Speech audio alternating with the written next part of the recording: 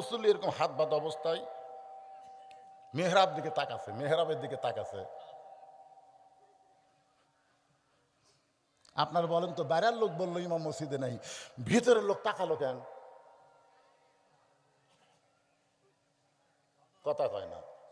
ইমাম না নিয়ে, ইমামকে সামনে না নিয়ে কি এরা নামাজের নিয়ত করছে? কথা কয় না রে ভাই, নামাজের নিয়ত করছে? তাহলে একটা পাগল ছাগল বললো ইমাম মসজিদে নাই, ইমাম মসজিদে নাই, তারপরে সমস্ত লোক চোখ টেরা করে দেখলো ইমাম আছে। তো ইমাম সামনে থেকে নামাজ শুরু করার পরে একটা পাগল ছাগল কি বললো সেইটা শোনার পরে চোখ টেরা করে তাকালো। আপনার বলেন তো, ওরা কি নামাজের মধ্যে আছে? হাদিস আছে বিস্তারিত, হুজুরি কলব ব্যতীত করছেন কালেও নামাজ তোর হবে না। তবে কেন গাও জোয়ারি, মানুষকে দেখাও নামাজ পড়ি, ও তোমার সিদ্ধ বীজে সুফসল ফলবে না। আজও কেন আল্লাহর নামাজ ধরতে পারলা না? হযরত আলী ফজরের নামাজ দেখার জন্যে ফাতেমার কাছে বলে যখন বাড়ি থেকে বের হলেন, মসজিদ নববীর চারিদিকে ঘুরতেছেন, আর সমস্ত সাহাবীরা মসজিদের মধ্যে ঢুকতেছেন, আলী খালি বাইরে ঘুরতেছে আর সবাই খালি ভিতরে ঢুকতেছে।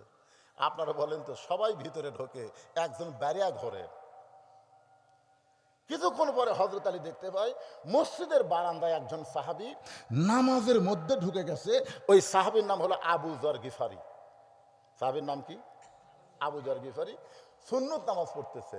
আল্লাহ রাসূল বলেছেন, ফরজের আগে 2 রাকাত সুন্নত আসমান এবং জমিন বিক্রি করলো তার সমান হবে না। জোরে কোন সুবহানাল্লাহ। হযরত আলীর ঈমান বলতেছে, আলী রে, তুই তো নবীর কাছে কইছিস ফজরের নামাজ পড়বো না, তাই বলে কি সুন্নত পড়া যাবে না? নবীর কাছে বলছিস আজ থেকে ফজরের নামাজ পড়বো না, তুই ফজর না পড়লি না পড়, কিন্তু আবু যর গিফারির সাথে সুন্নত গিয়া পড়। ইমানের বলে বলিয়ান হয়ে হযরত আলী আবু যর গিফারির ডান পাশে ফজরের 2 রাকাত সুন্নত নামাজ আদায় করছে।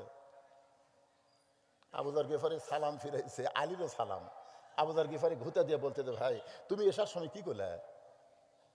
তুমি আল্লাহর নবীর সামনে বললা আজ থেকে ফজরের নামাজ পড়বো না, তাহলে এটা কি পড়লা? আলী বলতেছেন ফজরের ফরজ পড়বো না, তাই বলি কি সুন্নত পড়া যাবে না? আবু যর গিফারি মুখের উপর আঙ্গুল দিলেন। যেই হযরত আলী বলতেছে ফজরের ফরজ পড়বো না, তাই বলি কি সুন্নত পড়া যাবে না, আবু যর গিফারি মুখে আঙ্গুল এই কারণে দিলেন, হঠাৎ মুখ ফসকে যদি আর একটা কথা বের হয়। রাসূল বলেছেন, সাহাবীরা তোমরা জানো, আমি নবীর পরে কেউ যদি তোমাদের ওস্তাদ থাকে, সে ওস্তাদের নাম হলো হযরত আলী। রে সাহাবীরা, আমি নবীর কাছে কোনো কারণে যদি তোমাদের আসতে সমস্যা হয়, তোমাদের যদি আসতে ভয় লাগে, তাহলে আমার আলীর কাছে জেনে নিও, আমার কথা আলীর কথা সমান হয়ে যাবে। সুবহানাল্লাহ কন্যা খান। এই জন্যে প্রত্যেকটা সাহাবী আল্লাহ নবীকে যদি প্রিন্সিপাল মনে করত, ইসলামের প্রিন্সিপাল যদি মনে করত, ভাইস প্রিন্সিপাল হলেন হযরত আলী। প্রত্যেকটা সাহাবী হযরত আলীকে ওস্তাদের মতন সম্মান করত। জোরে কোন সুবহানাল্লাহ। আবু যর গিফারি মুখে কি দিছে? আঙ্গুল দিছে। যদি মুখ ফসকা কিছু বের হয়, ওস্তাদের অসম্মান হবে। আপনার বলেন তো, ইসলামে ওস্তাদের সম্মান কম না বেশি? আরে ভাই, এত ফতোয়া দিলে হবে তাই? নামাজের মধ্যে মোবাইল বন্ধ করা যাবে কিনা? নামাজের মধ্যে আপনার মোবাইলে রিংটোন যদি চালু থাকে, আমার কথা কি বুঝলেন? রিংটোন চালু আছে, সেই রিংটোন আবার এমন ব্যাসাই যা আমার ঘুম ভাঙাইয়া গেল রে মরার কুকিলে। আচ্ছা, কেউ একটা কল দিছে, যদি কেউ একটা কল দেয় আর এই রিংটোন যদি বাজা ওঠে, আমার ঘুম ভাঙাইয়া গেল রে মরার কুকিলে, যত মুসল্লি এই রিংটোন শুনবি তারা মনে মনে খুশি হবি না রাগ করবি? ওটা কোন শয়তান রে, কোন শয়তান রে! আমার এটি এক লোক এরকম হাত বান্ধা আছে, রিংটোন বাজতেছে, ওই শালারে শালারে। নামাজ শেষ করার পরে বললাম, ভাই শালারে শালারে করলেন কেন? তাই হুজুর খালি হাত বান্ধা ছিল দেখে আমি যাওয়ার পারিনি, তাহলে হাতটা বান্ধা না থাকলে ওর চাপা আমি ভাঙতাম। তার মানে বোঝা গেল রিংটোন বাজলে প্রত্যেকটা মুসল্লি তার উপর খেপে যায়। এই বেশি না খেপায়া আপনি নামাজ বাদতে হলো রিংটোন মোবাইল বন্ধ করা দরকার। জোরে কোন কথা ঠিক কি না? আপনার কারণে শত শত লোকের নামাজ নষ্ট হচ্ছে। এই কারণে দরকার হলে আপনি মোবাইল বন্ধ করার জন্য যদি 1 রাকাত চলে যায়, যাক। আমার কথা কি বুঝলেন? বেশি ছবি গেলে ভালো না।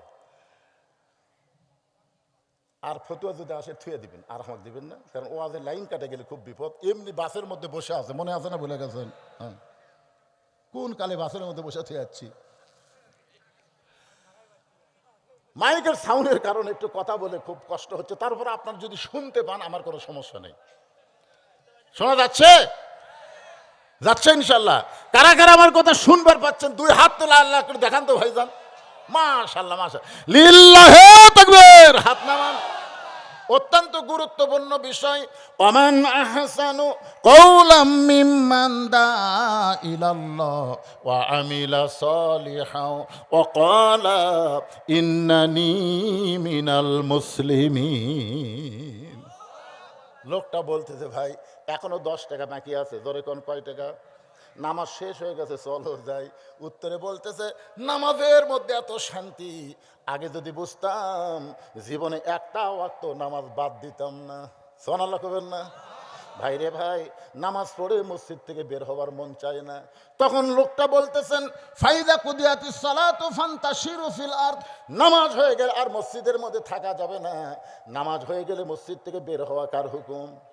কতগুলো মুসল্লি দেখবেন সবাই নামাজ পড়ে চলে গেছে, এরাও নামাজ পড়ার পরে 3টা 4টা ফ্যান দিয়ে 3 জন গল্প করতেছে, 4টা ফ্যান দিয়ে 3 জন গল্প করতেছে। কত মসজিদে এসি আছে, এসি আছে না নাই? সবাই চলে গেছে, সভাপতি সেক্রেটারি আর কেশিয়ার 3 জন এসি দিয়ে মসজিদের মধ্যে বসে আছে, গল্প করতেছে। ফেরেশতা বলতেছে আল্লাহ সবাই নামাজ পড়ে বাড়িতে চলে গেল, এরা 3 জন যে 4 ফ্যান দিয়ে গল্প করতেছে, এর কি রেজাল্ট কি? আল্লাহ বলতেছে এরা যে অযথা গল্প করার সময় মাথার উপর যে ফ্যান ঘুরেছে, এই ফ্যানের কারেন্টের বিল এই 3 জন আলাদাভাবে না দেওয়া পর্যন্ত এরা জান্নাতে যাওয়ার পারবে না। কারণ মসজিদ ওদের বাপের ঘর না যে ইচ্ছা মতো গল্প করবে। মসজিদ হলো আমার আল্লাহর ঘর। জোরে বলেন কার ঘর? ইসলামে ওস্তাদের সম্মান আছে, সেটা বোঝানোর জন্য বলতেছি। প্রত্যেকটা সাহাবী নবীর পরে যাকে ওস্তাদের মতন সম্মান করত, সে সাহাবীর নাম হলো হযরত আলী। আবু যর গিফারি মুখে আঙ্গুল দিয়ে চুপ হয়ে গেছে, কারণ মুখ ফসকে যদি আবার কোনো কথা বের হয় তাহলে বেয়াদবি হবে। ইসলামে কেমন সম্মান ওস্তাদের একটা দৃষ্টান্ত দিই। নোমান ইবনে সাবিত নামে একটা ছাত্র এরকম মাদ্রাসাত পড়ে। কোথায় পড়ে? কিন্তু দেশটা হলো মরুভূমির দেশ। একদিন ওস্তাদ দেখে নোমান ইবনে সাবিতের পায়ে জুতা নেই। তো মরুভূমির বাড়ি যখন উত্তপ্ত হয় খালি পায়ে হাঁটা খুব কঠিন। তো ওস্তাদ বলে এই নোমান, আজকে মাদ্রাসা ছুটি হলে তুই আমার কামরাত যাবি। যেই মাদ্রাসা ছুটি হয়েছে নোমান হুজুরের কামরাত গেলে হুজুর চকির তল থেকে পুরানো এক জোড়া কাপড়ের জুতা বের করে বলতেছে বাবা নতুন কিনা দেওয়ার পয়সা নাই রে, এই জুতা তোকে দিলাম, এই জুতা পাঁওত দিয়ে তুই বাড়ির যাবি, পাঁওত দিয়ে আগামীকাল থেকে মাদ্রাসায় আসবি। নোমান ইবনে সাবিত ওস্তাদের জুতা জোড়া নিয়ে চিন্তায় পড়ে গেলেন, যেই জুতা হুজুর পায়ে দিছে সেই জুতা যদি আমি পায়ে দেই তাহলে হুজুরের সম্মানে বেয়াদবি হবে। হুজুরের সামনে বেয়াদবি হয় মনে করে জুতা জোড়া বগলের মধ্যে করে নিয়ে তিনি বাড়িতে গেলেন। ছোট্ট বাচ্চা নোমান সারা রাত ধরে ওই জুতা পরিষ্কার করে জুতার কাপড় খুলে ওই কাপড় দিয়ে মাথার টুপি বানাইছে। ওস্তাদ দিছে পায়ে দেওয়ার জন্যে, আর সেইটা টুপি বানায় নোমান ইবনে সাবিত ওই টুপি মাথার দিয়ে পরের দিন মাদ্রাসায় আইছে। ওস্তাদ পায়ের দিকে তাকায় দেখে জুতা নাই।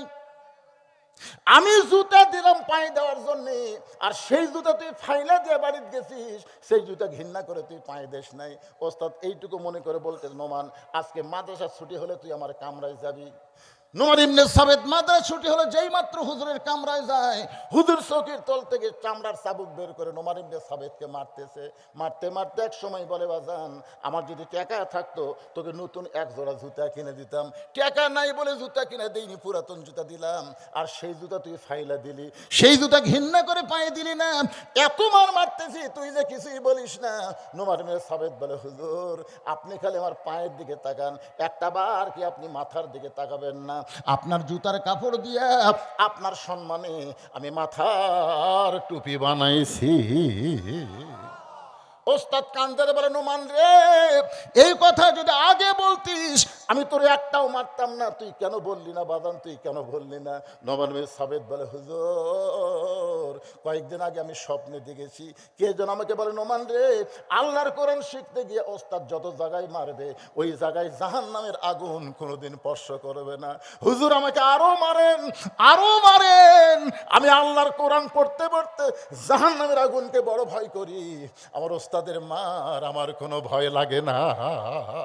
সঙ্গে সঙ্গে ওস্তাদ বুকের মধ্যে নিয়ে বলে, আল্লাহ আমাকে যেই নোমান এত সম্মান দিল, আমি ওস্তাদ হয়ে কি দোয়া করি, আজকে দোয়া করে দিলাম, আল্লাহ এই নোমান ইবনে সাবিতকে গোটা পৃথিবীর মধ্যে একটা বড় আলেম বানায় দিও। ওস্তাদের দোয়া আল্লাহ কবুল করে ওই নোমান ইবনে সাবিতকে এত বড় আলেম বানালেন, যার নাম আমরা সবাই জানি, ইমামে আজম আবু হানিফা। এখন আপনারা বলেন, ইসলামে ওস্তাদের সম্মান আছে না নাই? আবু যর গিফারি মুখে আঙ্গুল দিয়ে দিছে, মুখে আঙ্গুল দিয়ে দিছে। কিছুক্ষণ পরে হযরত বেলাল যখন আকামত শুরু করেছে, এমন সময় আবু যর গিফারি দৌড়ে মসজিদের ভিতরে ঢুকেছে। আকামত যখন শুরু করেছে তখন আর বসে থাকার সুযোগ নাই। যখন হযরত বেলাল বলতেছে কদ কামাতিস সালাহ, কদ কামাতিস সালাহ, কতকামাতি সালাত যখন বলবে, তখন কোরআনের আয়াত প্রত্যেকটা মুসল্লির কাছে এসে বলবে, কুমু লিল্লাহি কানিতিন, আল্লাহর আনুগত্য। ও ভাইজান, হাত বাইরে রাখেন না ভাই, হাত বাইরে রাখলে একটা ট্রাক বা বাস এসে আপনার হাত ভাঙা দিবে। লোকটা বলতেছে, আমার হাত আমি রাখবো, যেখানে খুশি সেখানে রাখবো। কন্ট্রাক্টর ফোন করছে, ওরে বাবারে, আপনার বলেন তো এরকম স্লোগান আছে না নাই? আমার ভোট আমি দিব, যেখানে খুশি সেখানে দিব। আপনার বলেন তো এই স্লোগান জায়েজ না হারাম? জোরে কন না কেন? আমার ভোট আমি দিব, যেখানে খুশি সেখানে দিবার পারবো না। আমার ভোট আমি দিব, আল্লাহ রাসূল যেখানে ভোট দিলে খুশি হবে আমি সেখানে দিব। জোরে কন কথা ঠিক কি না? একটা বেনামাজি, লুচ্চা, চাঁদাবাজ, একেবারে সবচেয়ে খারাপ মানুষ আপনি জানেন না, ভোট দিলেন কেন? অনেক মুসল্লি, অনেক ভালো মানুষ হাসরের ময়দানে আল্লাহর সামনে রড লিয়া, সিমেন্ট লিয়া, টিন লিয়া, চাউল লিয়া উঠবি। আল্লাহ কয়, কে রে এত মারিছু? কান ধরে কবে, আল্লাহ আমি জীবনেও সিমেন্ট মারিনি, আমি জীবনেও রড মারিনি, আমি জীবনেও চাউল মারিনি, এইগুলো আমার সাথে খায়। আল্লাহ কয়, তুই যা ভোট দিছিল না উই মারিছে, তোর ভোট দিয়ে তুই খারাপ নেতা বানালি, ও খারাপ কাম করার কারণে ওর খারাপের একটা অংশ তোর আমল নামার মধ্যে আমি ঢুকে দিছি। অনেক লোক দেখবে দান সদগা ভালো অনেক আমল লিয়া, আল্লাহ এগুলো আমলটা আমি করিনি, বলে তুই যা ভোট দিছিস ও ভালো কাজ করছে, মানুষের সেবা করছে, মানুষের খেদমত করার কারণে ও এক আমল নামা পায়নি, আমি আল্লাহ তোর মধ্যেও কিছু নেক আমল ঢুকাই দিছি। তোর এখন ঠিক কিনা? এই জন্য যাকে তাকে ভোট দিলে হবে না, জাগা মতো মারা লাগবে। জোরে কোন কথা ঠিক কিনা? লোকটা বলতেছে, আমার হাত আমি রাখবো, যেখানে খুশি সেখানে রাখবো। গাড়িটা চলতে চলতে যমুনা ব্রিজের কাছে গেছে। জোরে বল, কোথায় গেছে? খুবই খুবই সজাগ, বুঝলেন, হাত বার করে আবার ঢুকে। কিন্তু দেখতে কেমন লাগে কন্ত? বাস টাস না লাগুক, কিন্তু এটা দেখতে ভালো লাগছে। তো গাড়ি যেই যমুনা ব্রিজের কাছে গেছে, তখন কন্ট্রাক্টর বলতেছে, ওস্তাদ গাড়ি ব্রেক হবে। ওস্তাদ বলতেছে, নাটোর থেকে ছাড়ছে গাড়ি, ঢাকায় গিয়ে থামবে গাড়ি, মাঝখানে তো ব্রেক নাই। নাটোর থেকে ছাড়ছে গাড়ি, ঢাকায় গিয়ে থামবে গাড়ি, মাঝখানে তো ব্রেক নাই। কন্ট্রাক্টর বলে, ওস্তাদ একটা বার পিছন দিকে তাকায় দেখেন। এবার ওস্তাদ ড্রাইভার পিছন দিকে তাকায় দেখে, হাত বার করতেছে আর ঢুকাইতেছে। ওর পাশের লোককে ওস্তাদ বলতেছে, ভাই এত সুন্দর হয়ে বসে আছেন, আপনি কি তারে দাওয়াত দেন নাই? বলে, দাওয়াত দিয়েছি। ও বলতেছে, জানি ঠিকই মানি না, মানার দল আমি করি না। এ কন্ট্রাক্টর, তুমি গাড়ি কন্ট্রাক্ট নিয়ে নাটোর থেকে ঢাকায় যাবা, তোমার গাড়ির মধ্যে এমন ব্যাস হাইজা যাত্রী বসেছে, তুমি কি কিছুই বলো নাই? বলে, আমি বলেছি ওস্তাদ। সে আমার উত্তরে বলেছে, আমার হাত আমি রাখবো, যেখানে খুশি সেখানে রাখবো। এখন বলেন তো আপনার দাওয়াত কি? এবার ওস্তাদ বলতেছে, ওর ঘাড় ধরো, গাড়ির মধ্যে চলবে, গাড়ির নিয়ম কানুন মানবে না, এমন ভণ্ড যাত্রী নিয়ে আমরা নাটোর থেকে ঢাকায় যাব না। ওর ঘাড় ধরো, ওর পাশায় একটা লাথি মারো, যমুনা নদীর মধ্যে ফেলে দাও। ইসলাম গাড়ির মধ্যে ইমানের টিকিট নিয়ে চড়বে, কিন্তু ইসলাম গাড়ির ভিতরে আল্লাহর কোরআন নবীর হাদিস মানবে না, এমন ভণ্ড মুসলমানকে নিয়ে ইসলাম জান্নাতে যাবে না, মাঝখানে জাহান্নামের মধ্যে লাথি দিয়ে ফেলে দেওয়া হবে। জোরে কোন কথা ঠিক কি না? এখন কার দিকে? সবাই ইস্তেগফার পড়ে, এই ব্যাগলা ভিতরে ঢোকো, যিনি যা পারেন মনে হয় তার আগে জীবনের শেষ দান মনে করে আল্লাহর হস্তে ব্যাগের মধ্যে দিবেন। ইস্তিগফার আস্তাগফিরুল্লাহ রব্বি মিন কুল্লি জামবে ওয়াতুবু ইলাইহি আস্তাগফিরুল্লাহ রব্বি মিন কুল্লি জামবে ওয়াতুবু ইলাইহি লা হাওলা ওয়ালা কুওয়াতা ইল্লা বিল্লাহিল আলিয়্যিল আযীম আল্লাহুম্মা সাল্লি আলা মুহাম্মদ আল্লাহুম্মা বারিক আলা মুহাম্মদ। যাদের বাপ মা অন্ধকার কবরে গেছে তাদের রুহের মাগফিরাতের জন্য দোয়া করা হবে। 3 বার সূরা ইখলাস পড়লে 1 খতম ফজিলতের সওয়াব আল্লাহ দিয়ে দিবে। এজন্য সকলে বিসমিল্লাহ সহকারে 3 বার পড়েন। বিসমিল্লাহির রহমানির রহিম।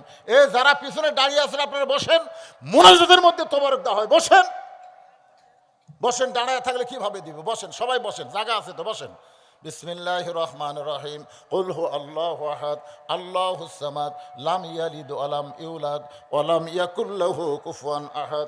বিসমিল্লাহির রহমানির রহিম। কুল হু আল্লাহু আহাদ আল্লাহুস সামাদ লাম ইয়ালিদ ওয়া লাম ইউলাদ ওয়া লাম ইয়াকুল লাহু কুফুয়ান আহাদ। বিসমিল্লাহির রহমানির রহিম। কুল হু আল্লাহু আহাদ আল্লাহুস সামাদ লাম ইয়ালিদ ওয়া লাম ইউলাদ ওয়া লাম ইয়াকুল লাহু কুফুয়ান আহাদ। যেগুলো ব্যাগ ভিতরে আদায় হলো ওই ব্যাগগুলো টেজত নিয়ে আসো। চলে আসছে তাই না? যারা আদায় করছো বাবা নিয়ে আসো, সব ব্যাগ এখানে জমা দাও। এগুলো টাকা কি মেয়েদের? মেয়েদের আগে যে টাকা আদায় হয়েছে হিসাব করেননি? আগে আগে যেটা জলিলের সময় যেটা হলো হিসাব হয়নি? মেয়েদের হিসাবটা আলাদা শোনালে ওদের ভিতরে একটু আগ্রহ বেশি হয়। মরদের এতটুকু, মেয়েদের এতটুকু। আচ্ছা ঠিক আছে। এরা দান করে তো খুব কষ্ট করে। মেয়েদের টাকা দেওয়া খুবই কষ্ট। খালি কিস্তি, খালি কিস্তি। সোমবারে 1 কিস্তি, মঙ্গলবার 1 কিস্তি, খালি কিস্তি। টাকা দিবার চালি শয়তান মনে করে দেয় কিস্তি আছে রে, কিস্তি আছে। দিবার চাও দিবার পারতেছে না। আগে মেয়েদের টাকা দিয়ে মাদ্রাসা চলতো, কিন্তু এখন মেয়েরা দিবার চাও পারতেছে না। এই কিস্তি শয়তান এসে সব ধ্বংস করে দিচ্ছে। আমি মা বোনদের জন্য বলবো, মা এই নবীর এতিম মাদ্রাসার দিকে আপনারা মহব্বত করবেন। আল্লাহ কিস্তি নামক যন্ত্রণা থেকে মেয়েদেরকে হেফাজত করুক। জোরে কোন আমিন। আস্তাগফিরুল্লাহ রব্বি মিন কুল্লি জামবি ওয়া তুবু ইলাই। সভাপতি সাহেব আপনি কিছু বক্তব্য দিবেন জনগণের উদ্দেশ্যে? কিছুই বলবেন না, শেষও করবেন না, শেষ কথা কবেন না মানে ভাই আমার কিছুই বলবে না। 2 হাত তুলে আল্লাহর কাছে আল্লাহুম্মা আমিন। আল্লাহুম্মা আনতাস সালাম ওয়া মিনকাস সালাম তাবারাকতা ইয়া যাল জালালি ওয়াল ইকরাম। মাবুদ, সেই মাগরিবের নামাজের পর থেকে রাত্রি 12:30 পার হয়ে গেছে। দীর্ঘ সময় পর্যন্ত তোমার পাগল বান্দা বান্দিরা আরামের বাড়ি, আরামের ঘুমকে বাদ দিয়া কোরআন হাদিসের মহব্বত কলিজার মধ্যে নিয়ে এই জান্নাতের বাগানে বসে বসে কোরআন হাদিস আলোচনা শোনার শেষে আমি গুনাহগারের সঙ্গে রহমতের দরজায় ফকির হয়ে দোকানা হাত তুলেছে। মেহেরবানি করে আজকের মাহফিল আমাদের সকলের হেদায়েতের জন্যে, নাজাতের জন্যে, জান্নাতের জন্যে কবুল করে নাও। এই মাহফিলের শুরু থেকে শেষ পর্যন্ত যতটুকু আলোচনা হয়েছে আল্লাহ, এর মধ্যে যদি ত্রুটি হয়, ভুল হয়, মাফ করে দাও। এর যা হাদিয়া মঞ্জুর করো। সোনার মদিনায় নবী পাকের রওজা মোবারকে আল্লাহ তুমি কবুল করে নাও। মদিনা, মদিনা কত সুন্দর। মদিনার মানুষটা আল্লাহর নবী